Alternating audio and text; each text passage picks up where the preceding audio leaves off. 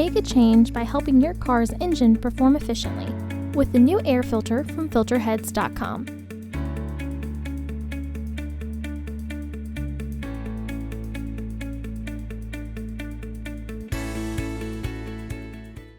To access the air filter, first open the hood.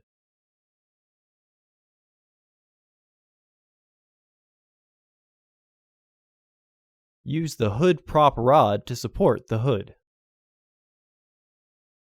The air filter is located here. Remove the two fasteners securing the housing.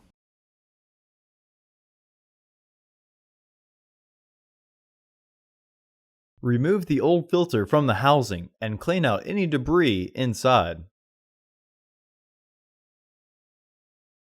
Install your new AF5218 filter into the housing. It can only be installed with the housing in one orientation.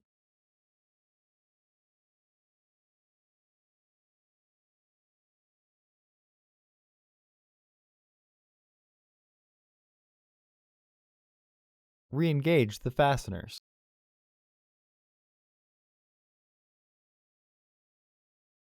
Remove the hood prop rod and close the hood.